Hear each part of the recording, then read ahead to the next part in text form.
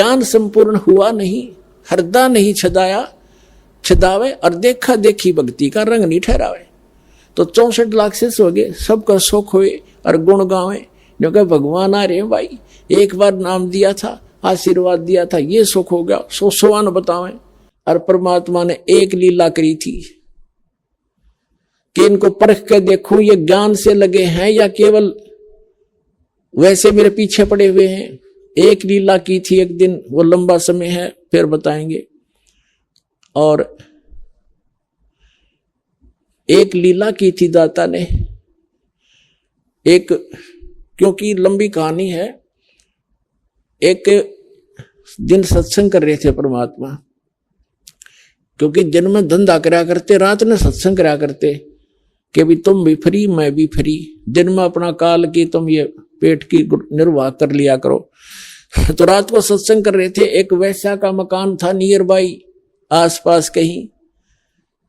रात के मौसम सुहाना मौसम था, रात का शांत मौसम था। मालिक वो तो लीला थी, अपनी आत्मा कहीं भी गर्त में पड़ी है, उसको उठाना ही था। अब वो बैठ गई झांकी में अपने मकान के, और मालिक सत्संग सुना रहा था। भाई ऐसा पाप लगता है, ऐसा मनुष्य जीवन बड़ी मुश्किल से मिलता है, परमात्मा की भक्ति नहीं करता, उनका विनाश हो जाता है, आगे पशु बनते हैं, पक्षी बनते हैं, बुराई करना नहीं चाहिए। सत्संग सुनाया। वह पुण्यात्मा थी, बेटी का कलजा भराया कि मन तक घोर पाप कमा लिया, सारी उम्र को शुभ नहीं बना मेरे से। तो वह लड़की परमात्मा के चरणों में आगे उठ के और कहा, भगवान क्या मेरे जैसी पापन का भी पाप नाश हो जाएगा? क्या मेरे जैसी पापनी भी पार हो भक्ति कर सकती है? परमात्मा ने कहा, बेटा नौका के अंदर, एक किश्ती के अंदर, नौका के अंदर चाहे पत्थर रखो, चाहे घास फूस और रुई रखो, कितना भारी वस्तु है पत्थर, और चाहे कितने भारी हल्का है रुई, उसका स्वभाव बेटा पार करने का। और फिर कहते हैं, एक लोहा पूजा में राखत, एक गर्भ अधिक पड़ो, और पारस गुण अवगुण नहीं देखे, करत कंदन खरो। तो सारा कुछ समझा कर उस बेटी को संतोष दिया, और उसने बताया कि मैं तो जी वैसा हूं, क्या मेरा भी उद्धार होगा? कि बेटा बुराई, ऐसा कोई जीव नहीं है जो यहां बुराई ना करता हो, क्योंकि ये लोक ऐसा है, ना चाहते भी बुराइयां हो जाती हैं। अब आपको कितना मैला कपड़ा है, साबुन और जल प्राप्त हुआ, निर्बल हो गया, खूब मेहनत करके उसने साफ करे, अपने ने भक्ति कर। तो लड़की की ऐसी प्रेरणा लगी, सब बुराई छोड़ दी। लेकिन हमारी आदत है कि हम फिर भी उसको उस दृष्टि से नहीं देखते, अज्ञान के कारण। वह लड़की आती, अब उसको तो पिछला जो समय गया वो बुरा दिखाई देता कि कैसे अपनी पिछला जो समय गया उसको पूरा करूं। ज्यादा से ज्यादा गुरुदेव के पास आती, उनके चरण छूती, मत्था टेकती, पैर दबाती। तो दूसरे जो संगत वाले थे, सिर फिरे दिन सुख हो गया था, वो आपस में बतलान लग गए, भाई यह अच्छी बात नहीं। एक वैसे आती है गुरु जी के पास बैठती है, लोग क्या कहेंगे, संगत बदनाम हो जाएगी। उस लड़की को धमकाने लग गए कि तुम मत आया कर यहाँ पर, तेने सारा माहौल बिगाड़ दिया। अब वो लड़की फिर और ज्यादा दुखी होगी कि मुश्किल से राह पाया था ये भगवान में, अब क्या बनेगा? तो उसने गुरुदेव के पास रोती रही। परमेश्वर ने पूछा, बेटा क्यों रो रहा? पता था उनको क्यों रो रही है बेटी। उन रोते रोते सारी कहानी बताई। जी मैं निकम्मी तो हुई ही हूँ, इसलिए आपके पास आई हूँ कि निकम्मी का उद्धार हो जाता है, आपने बताया। लेकिन कुछ भगत भाई, कुछ बहनें ऐसे ऐसे विरोध कर रही हैं, मुझे आने से मना करते हैं। तो परमात्मा सत्संग के माध्यम से सबको उपदेश दिया करते थे, एक एक को किस किस को कहे, सत्संग के माध्यम से ज्ञान दिया करते थे। कहते हैं, कुष्टि होवे संत बंदगी कीजिए, होवे साके विश्वास चरण चित दीजियो। कि भगत कोई भी व्यक्ति सत्संग में आएगा, चाहे चोर है, डाकू है, रोगी है और कोई वैश्या है, जब तक मैला कपड़ा साबुन और जल वाटर के टच में नहीं आएगा तो वो साफ कैसे होगा? और भाई भक्तों के लक्षण ये नहीं होते। चाहे वैसा का भी विश्वास हो, उसको अपनी बहन समझना, पाप से नफरत करो, पापी से नहीं। ये तो आम आदमी भी कहता है। और सभी, जैसे एक उदाहरण दिया जाता है कि एक संत था और वो बहुत प्रसिद्ध था, उसको पता था कि उसकी वचन में बहुत शक्ति है, वो कुछ कह देता हुआ पार हो जाती है। तो कहीं से जा रहा था, एक लड़की को पीट रहे थे गांव वाले। उसने पूछा भी क्यों मार रहे हो इस बेटी को? गांव वालों ने बताया कि ये व्यभिचारिणी है, ये पापिनी है, अपराधी है, ऐसे ऐसे करती है।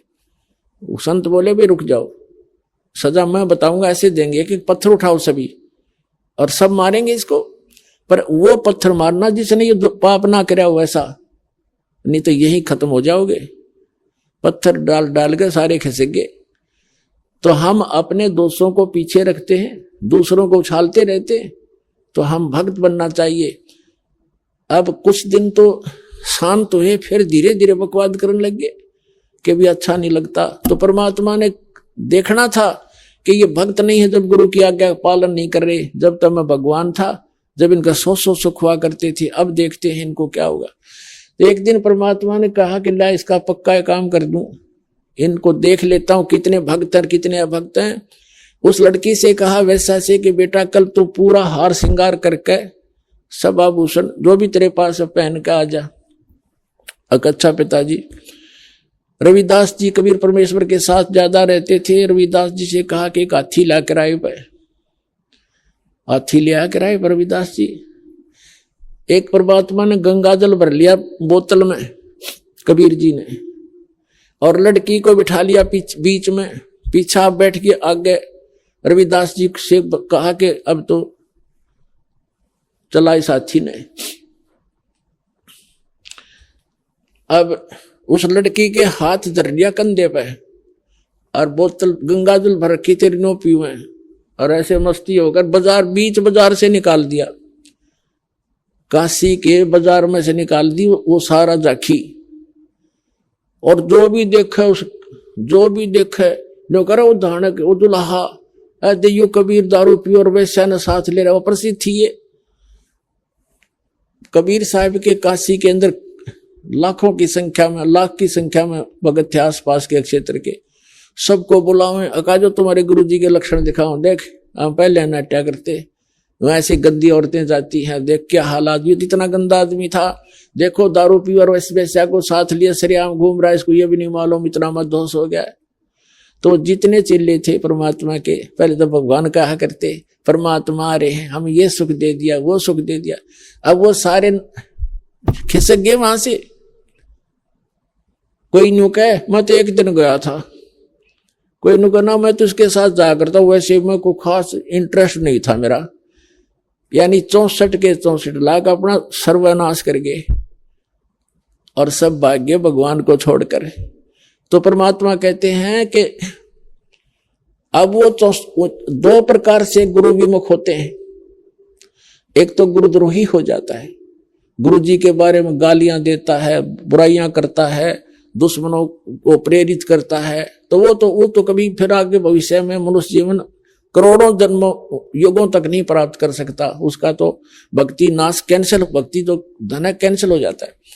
और जो वैसे गुरु जी की बुराई नहीं करते, नफरत नहीं करते, लोक लाज में आकर छोड़ जाते हैं, वो काम तो उन्होंने बढ़ा लिया, काम बढ़ा लिया, पार हुए नहीं, लेकिन उनको इतना फायदा हो गया कि उनको मनुष्य जन्म मिलता हुआ आ रहा है। इतना चार्ज करके दयालु आपको। अब वही आत्मा हो आप 64 लाख में से जो सबसे पहले ही आएंगे, और उसके बाद पूरे विश्व में परमात्मा का ये ज्ञान फैलेगा। तो पुण्यात्माओं, तो ये फाउल पॉइंट जो पहले हम गलती करके आज याद दिलाई जाती है आपको। जैसे माता गर्भ को रखे यत्न बनाए, ठेस लगे ते क्षण होवे तेरी ऐसे भक्ति जावे। जैसे माता बहन किसी को गर्भ रहा हो, उसको पता उस लाल को कैसे प्रफुल्लित करना है, बड़ी सावधानी बरतती है। तो ऐसे इस भक्ति रूपी लाल को संभाल के रखना चाहिए आपने। और जो सुख 600 वर्ष पहले भगवान दिया कर दे कबीर साहब, आज वही सुख अपनी प्यारी आत्माओं को इस दास के माध्यम से, शक्ति उस कबीर भगवान की, दास तो एक नेमत है। जैसे एक सिरिंज होती है ना, डॉक्टर दवाई ला इंजेक्शन लगाता, दास तो इंजेक्शन है और उसमें दवाई व मालिक कबीर साहब है जो अपना सुख दे रही है।